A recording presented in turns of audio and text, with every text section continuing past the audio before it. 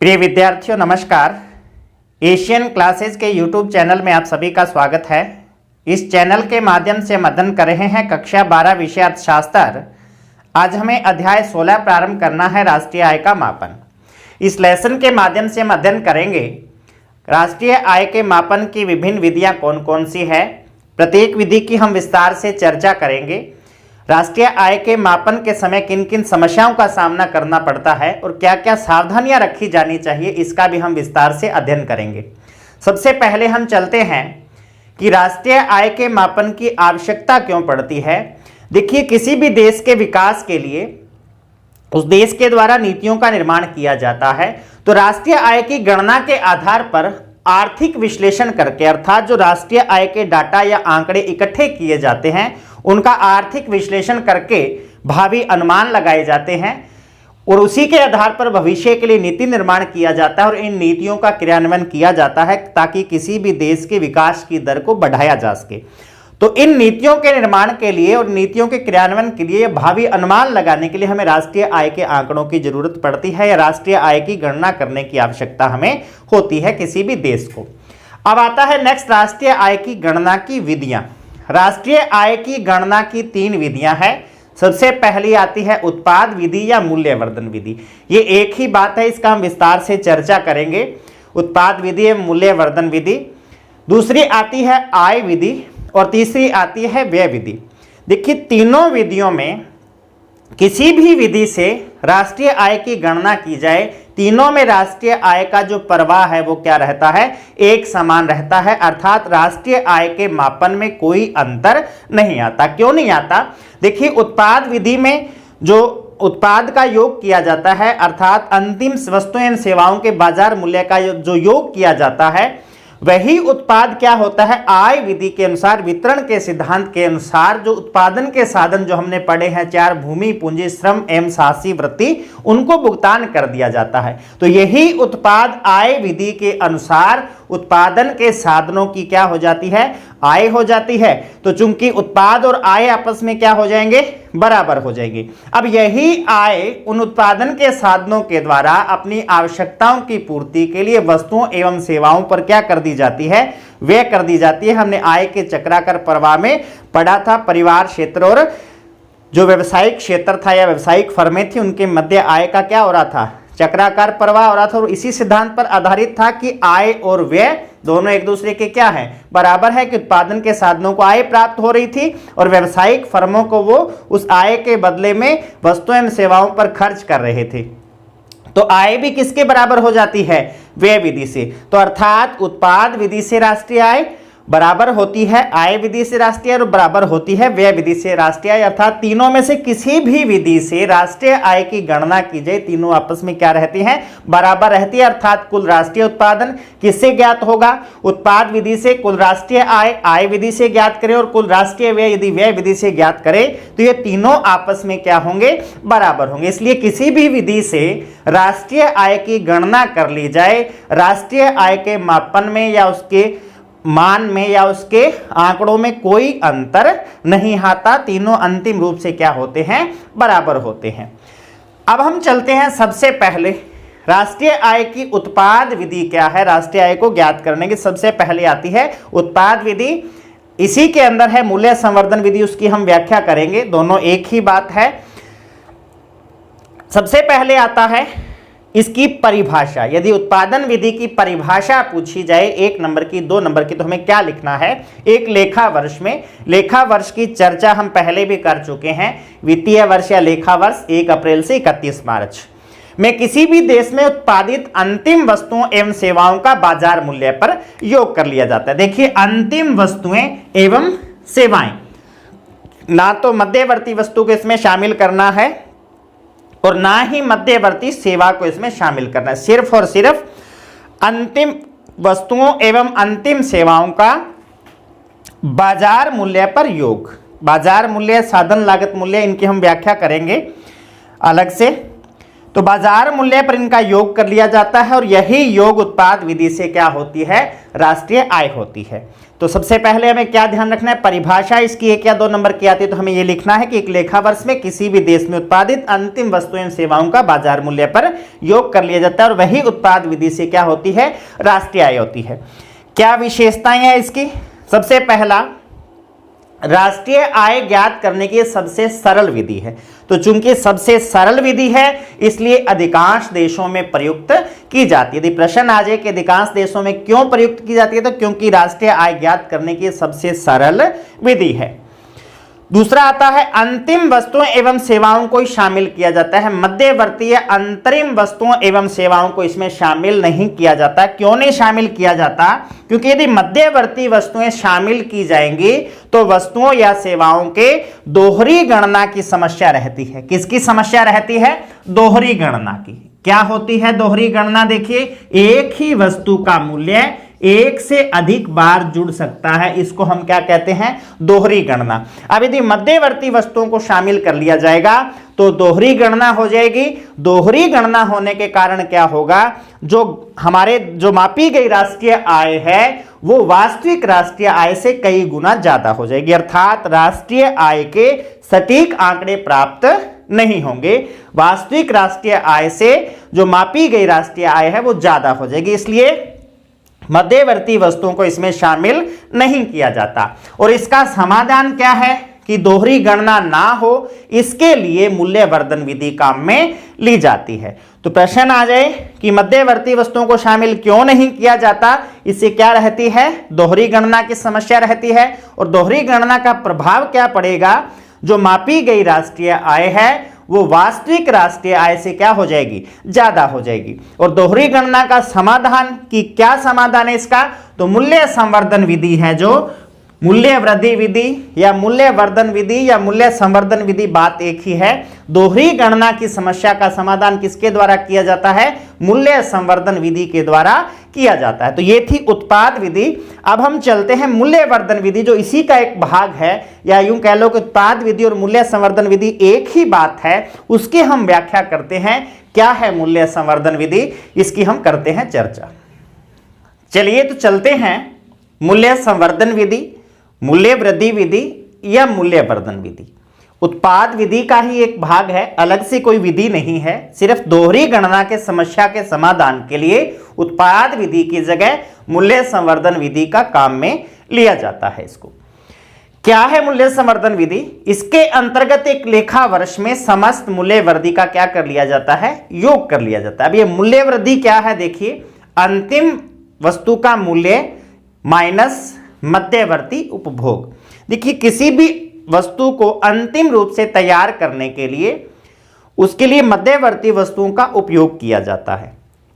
तो यदि प्रत्येक मध्यवर्ती वस्तु को भी अंतिम वस्तु मान लिया जाए और उस मध्यवर्ती वस्तु से आगामी अंतिम वस्तु तैयार की जाती है तो उसके मूल्य में कुछ वृद्धि होती है। जैसे उदाहरण के रूप में हमने एक सारणी ली है, इसमें हमने भिन्न भिन्न प्रकार की वस्तुओं को लिया है। जैसे सबसे पहले गेहूं है। अब उत्पाद विधि में हम अंतिम वस्तुओं का बाजार मूल्य पर योग कर रहे थे। जैसे मान लीजिए कि गेहूं यदि अंतिम वस्तु है तो अंतिम उत्पाद का मूल्य कितना है, 100 रुपए। अब चूंकि गेहूं अपने आप में ही एक वस्तु है, मध्यवर्ती उपभोग है ही नहीं, मध्यवर्ती उपभोग इसके लिए क्या हो जाएगा, 0। और मूल्य वृद्धि निकाली कैसे जाती है, अंतिम उत्पाद का मूल्य अर्थात 100 माइनस मध्यवर्ती उपभोग अर्थात 0। मध्यवर्ती उपभोग हम सामान्य भाषा में यदि समझना चाहें तो हम कह सकते हैं कि एक तरीके से कच्चा माल है उस किसी भी अंतिम वस्तु को तैयार करने के लिए। क्या है, कच्चा माल। तो गेहूं के लिए रॉ मटेरियल कुछ काम में नहीं आ रहा है, गेहूं अपने आप में अंतिम वस्तु है, उसका मूल्य कितना है, 100। तो गेहूं के निर्माण में उसकी मूल्य वृद्धि भी कितनी है, 100, क्योंकि मध्यवर्ती उपभोग क्या है, 0 है।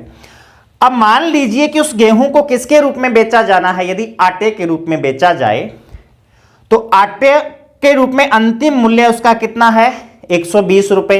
अब यदि हम आटा को अंतिम वस्तु माने तो उत्पाद विधि से अंतिम वस्तु का मूल्य कितना है, 120 रुपए।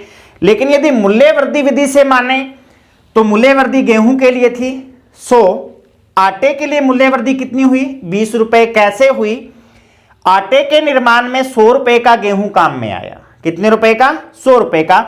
तो इन दोनों का अंतर कितना है, अर्थात गेहूं से आटा निर्माण तक मूल्य में कितनी वृद्धि हुई है। गेहूं का मूल्य 100 था, आटा कितने का हो गया 120 का, अर्थात गेहूं के मूल्य में आटा बनने के बाद कितनी वृद्धि हो गई 20 रुपए की, अर्थात अंतिम उत्पाद का मूल्य 120 माइनस मध्यवर्ती उपभोग अर्थात 100, मूल्य वृद्धि कितनी हुई 120। अब यहां हम ध्यान से देखें, यदि आप आटा को अंतिम वस्तु माने तो अंतिम वस्तु आटा तक मूल्य वृद्धि कितनी है 120 120, और इसी प्रकार से अंतिम वस्तु आटे का भी मूल्य कितना है 120। तो चाहे मूल्य वृद्धि से आय को निकाला जाए, चाहे उत्पाद विधि से अंतिम उत्पाद के मूल्य को लेते हुए राष्ट्रीय आय को निकाला जाए, दोनों क्या रहेंगे, बराबर रहेंगे। अब मान लीजिए कि इस आटे को अंतिम वस्तु ना मानते हुए आटे से ब्रेड बनाई जाए। अब ब्रेड का अंतिम मूल्य कितना है 150 रुपए, लेकिन ब्रेड बनाने तक आटे से कितनी मूल्य वृद्धि हुई, आटा कितने का था 120 का, ब्रेड कितने की है 150 की, अर्थात 150 माइनस 120, क्योंकि ब्रेड के लिए मध्यवर्ती उपभोग कितना है आटे के रूप में 120 रुपए, मूल्य वृद्धि कितनी हुई 30 रुपए, अंतिम उत्पाद का मूल्य माइनस मध्यवर्ती उपभोग। सामान्य भाषा में हम समझे तो चूंकि ब्रेड बनाने के लिए आटा कच्चे माल के रूप में क्या आ रहा है, काम आ रहा है, तो कच्चे माल पे उसके 120 रुपए तो खर्च हुए, ब्रेड उसने बेची कितने की 150 की, अर्थात अंतिम मूल्य कितना है 150, तो मूल्य वृद्धि कितनी हुई मात्र 30 रुपए की, क्योंकि 120 रुपए का तो ब्रेड के निर्माण में आटा काम में लिया गया है। तो यदि ब्रेड अंतिम वस्तु माने तो उत्पाद विधि से अंतिम उत्पाद का मूल्य कितना है 150 रुपए। अब मूल्य वृद्धि विधि से यदि इसकी गणना की जाए तो यहां तक ब्रेड तक टोटल कितना है 150 रुपए, अर्थात यदि मूल्य वृद्धि विधि से राष्ट्रीय आय की गणना की जाए या उत्पाद विधि से अंतिम उत्पाद के मूल्य को जोड़ा जाए, बात एक ही है, दोनों क्या रहेंगे, बराबर रहेंगे। अब मान लीजिए कि अंतिम वस्तु ब्रेड के स्थान पर क्या बनाकर बेचा जाए, ब्रेड पकोड़ा बनाकर बेचा जाए। ब्रेड पकोड़े का अंतिम मूल्य कितना है 200 रुपए, मध्यवर्ती उपभोग ब्रेड के रूप में कितना है 150। अब देखिए ब्रेड पकोड़े तक कितने मूल्य वृद्धि हुई, ब्रेड 150 की, ब्रेड पकोड़ा 200 का 50 रुपए मूल्य वृद्धि हुई। अब ठीक इसी प्रकार देखिए कुल मूल्य वृद्धि का योग ब्रेड पकोड़ा तक कितना है 200 रुपए। अब यदि आपने मूल्य वृद्धि से राष्ट्रीय आय निकाली तो कितनी आई 200 रुपए। उत्पाद विधि से अंतिम उत्पाद ब्रेड पकोड़ा मानते हुए इसको लिया जाए तो भी कितना है 200 रुपए। सिर्फ क्या होता है, मूल्य संवर्धन विधि दोहरी गणना की समस्या का समाधान करती है। दोहरी गणना की समस्या का समाधान ये कि यदि इन चारों को जोड़ लिया जाए तो कुल राष्ट्रीय आय तो वैसे क्या है 200 रुपए, क्योंकि अंतिम वस्तु क्या है ब्रेड पकोड़ा है। सभी का योग कर दिया जाए तो देखिए इसको भी जोड़ लिया जाए, इसको भी जोड़ लिया जाए, इसको भी जोड़ लिया जाए तो गेहूं कितनी बार जुड़ जाएगा 4 बार जुड़ जाएगा। इसी प्रकार से आटा 3 बार जुड़ जाएगा, इसी प्रकार से ब्रेड 2 बार जुड़ जाएगी, और इसी प्रकार से ब्रेड पकोड़ा जो मूल्य वृद्धि है वो 1 बार जुड़ेगी। तो अंतिम वस्तु को इसीलिए जोड़ा जाता है कि अंतिम वस्तु में ऊपर की जितनी भी वस्तुएं थी उनका सिर्फ एक बार योग आएगा, दोहरी गणना नहीं होगी। और इसका सबसे जो अच्छा समाधान वो क्या है, मूल्य वृद्धि विधि। तो मूल्य वृद्धि विधि का योग कर लिया जाता है और वही क्या होती है, राष्ट्रीय आय होती है। कौन सी विधि से, मूल्य संवर्धन विधि से। तो ये थी उत्पाद विधि एवं मूल्यवर्धन विधि। अब एक शब्द आया था बाजार मूल्य, तो हम उसकी थोड़ी सी व्याख्या कर लेते हैं कि बाजार मूल्य क्या होता है, साधन लागत मूल्य क्या होता है, उसकी हम थोड़ी सी व्याख्या कर लेते हैं। देखिए सकल घरेलू उत्पाद, सकल घरेलू उत्पाद इसको कहते हैं जीडीपी, ग्रोस डोमेस्टिक प्रोडक्शन। इसको 2 मूल्यों पर ज्ञात किया जा सकता है। एक तो होता है एमपी या मार्केट प्राइस या बाजार मूल्य, दूसरा होता है फैक्टर कॉस्ट या साधन लागत मूल्य, दूसरा होता है साधन लागत पर। देखिए साधन लागत और बाजार मूल्य क्या है, इनको कैसे ज्ञात किया जाता है, इसकी हम व्याख्या करते हैं। क्योंकि हम उत्पाद विधि में हमने पढ़ा कि अंतिम वस्तुओं एवं सेवाओं का बाजार मूल्य प्रयोग कर लिया जाता है। देखिए बाजार मूल्य जीडीपी है जो वो फैक्टर कॉस्ट से ज्ञात किया जाता है। किससे ज्ञात किया जाता है? फैक्टर कॉस्ट से। कैसे ज्ञात किया जाता है? हम एक छोटा सा उदाहरण लेते हैं। फैक्टर कॉस्ट या साधन लागत होती है, देखिए उत्पादन के साधन हमने 4 प्रकार के पढ़े हैं, भूमि, पूंजी, श्रम एवं साहसी वृत्ति। अब इन किसी भी वस्तु के उत्पादन में इन उत्पादन के साधनों के योगदान के बदले उनको जो भुगतान किया जाता है उन सभी का जो योग होता है वही साधन लागत पर जीडीपी होती है। अब मान लीजिए कि इस जो मार्कर है इसको बनाने में यदि साधन लागत 10 रुपये है तो जो उत्पादक है वो 10 रुपये में ही इस मार्कर को बेचने के लिए तैयार है। तो फैक्टर कॉस्ट बाजार मूल्य के क्या हो गई, अर्थात साधन लागत बाजार मूल्य के क्या हो गई, बराबर हो गई। लेकिन जैसे ही किसी वस्तु का उत्पादन किया जाता है उस पर क्या किए जाते हैं, अप्रत्यक्ष कर लगाए जाते हैं। क्या किया जाता है? अप्रत्यक्ष कर लगाए जाते हैं। और अप्रत्यक्ष कर है कौन से? हमने अध्ययन किया था कि इनको स्थानांतरित किया जा सकता है एक जगह से, एक व्यक्ति से दूसरे व्यक्ति पर। अर्थात जब उत्पादक पर अप्रत्यक्ष कर लगाए, एक बार उसने पे कर दिया, लेकिन वो ग्रहण किससे करेगा अंतिम रूप से? जिसको उसने बेचा। अब मान लीजिए कि इस मार्कर पर 3 रुपए का अप्रत्यक्ष कर लगा दिया गया है। अब इसका बाजार मूल्य कितना हो गया? 10 और 3 कितना हो गया? 13 रुपए। अब क्या हुआ कि जब इस पर 3 रुपए अप्रत्यक्ष कर लगा दिया गया तो ये मार्कर महंगा हो गया। कितने का हो गया? 13 रुपए का। सरकार ने क्या किया, इसको अनुदान दे दिया। किसको? उत्पादक को या उसको बनाने वाले को, जिसको भी, कि ये वस्तु महंगी हो गई है, इसको सस्ता करो और आपको इतने रुपए अनुदान दे दीजिएगा। मान लीजिए सरकार ने प्रति मार्कर 1 रुपए का अनुदान दे दिया। अब ये मार्कर कितने का बेचा जाएगा? 10 और 3 13, 1 रुपए अनुदान या सब्सिडी मिल गई, -1 यानी कितने का? 12 रुपए का। अब इस मार्कर का बाजार मूल्य कितना हो गया? 12 रुपए। तो बाजार मूल्य कैसे निकाला जाता है? साधन लागत मूल्य प्लस अप्रत्यक्ष कर माइनस अनुदान। ये जो हमने एग्जाम्पल या उदाहरण लिया है इसको समझने के लिए लिया है ताकि हमें याद करने में आसानी रहे। हमें इस उदाहरण को देते हुए व्याख्या नहीं करनी, इससे हमें याद रह जाता है कि साधन लागत से बाजार मूल्य कैसे निकाला जाता है। तो जब हम बाजार मूल्य निकालते हैं तो कैसे निकालते हैं? साधन लागत प्लस अप्रत्यक्ष कर माइनस अनुदान या सब्सिडी। अब यदि हम फैक्टर कॉस्ट निकालें बाजार मूल्य से तो कैसे निकलेगा? देखिए यदि हमें जीडीपी एफसी निकालना पड़े तो वो कैसे निकलेगा? वो बाजार मूल्य से निकलेगा। अर्थात यदि हमें इसे निकालना हो तो कैसे निकालेंगे? बाजार मूल्य से निकालेंगे। तो क्या हो जाएगा? जीडीपी एमपी माइनस अप्रत्यक्ष कर, और अनुदान इधर माइनस है, इधर आएगा तो क्या हो जाएगा? प्लस। ये हो जाएगा।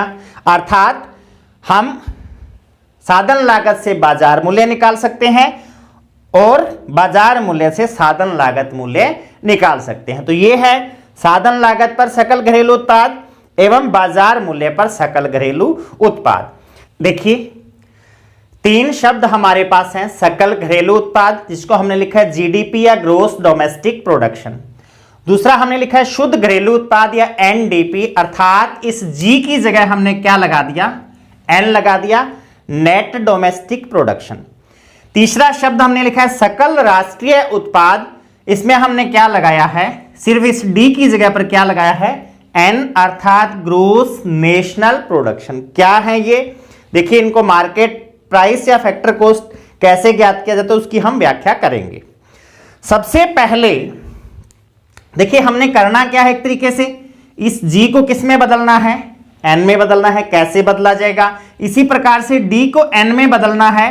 कैसे बदला जाएगा उसे हमें क्या करना है? थोड़ा सा याद करना है। देखिए सबसे पहले हम लेते हैं एनडीपी। इसको ले लेते हैं हम मार्केट प्राइस पर। किससे निकालेंगे? जीडीपी से। इसको भी हम क्या ले लेते हैं, एक बार मार्केट प्राइस पर ले लेते हैं।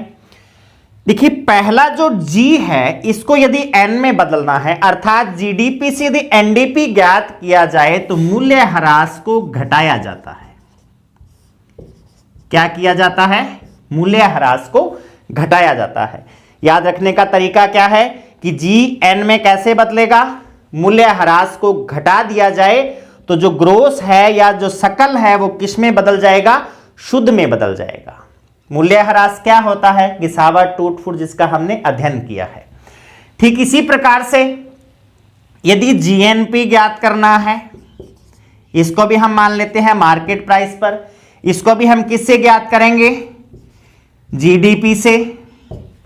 इसका क्या तरीका है? हमें याद क्या रखना है कि इस डी को यानी डोमेस्टिक को, घरेलू को यदि नेशनल या राष्ट्रीय में बदला जाए तो NFIA को क्या किया जाएगा? जोड़ा जाएगा। ये दो फॉर्मूला हमें याद रखना है। क्या याद रखने का तरीका है कि पहले वाले G को N में कैसे बदला जाएगा? मूल्य ह्रास को घटाकर। बीच वाले D को N में कैसे बदला जाएगा? NFIA को जोड़कर, अर्थात विदेशों से प्राप्त शुद्ध साधन आय या net factor income from abroad, जिसका हमने अध्ययन कर लिया है। अब देखिए हम यदि एक फॉर्मूला बनाना चाहें कि एक ही बार में G को N में भी बदल दें, एक ही बार में D को N में भी बदल दें, तो फॉर्मूला क्या हो जाएगा? NNP MP। किससे मिलेगा? GDP MP से। क्या करना है? G को N में बदलने के लिए मूल्य ह्रास को घटाना है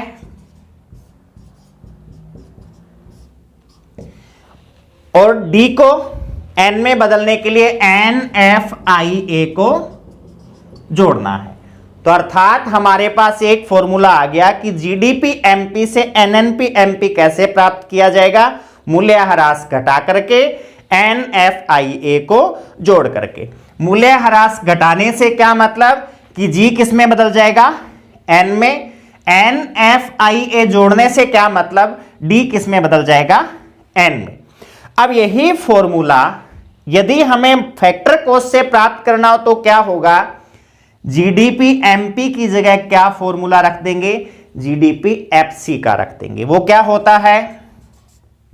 NNP MP मिल जाएगा हमें। कैसे? GDP MP बराबर होता है GDP FC प्लस अप्रत्यक्ष कर माइनस अनुदान माइनस मूल्य ह्रास प्लस NFIA। तो देखिए इतना फॉर्मूला किसके बराबर है? इसके बराबर है। और ये हमने पहले अध्ययन कर ही लिया है कि मूल्य ह्रास NFIA। तो ये क्या हो गया? N फॉर नेट या शुद्ध, N फॉर नेशनल या राष्ट्रीय, P फॉर प्रोडक्शन या उत्पाद या आय। तो NNP MP GDP FC plus अप्रत्यक्ष कर माइनस अनुदान माइनस मूल्य ह्रास प्लस NFIA। ये राष्ट्रीय आय से संबंधित कुछ फॉर्मूलाज हैं जिनको हमने ध्यान में रखना है। तो आज की क्लास में बस इतना ही। नेक्स्ट क्लास में हम राष्ट्रीय आय के मापन की आय विधि एवं व्यय विधि की व्याख्या करेंगे। धन्यवाद।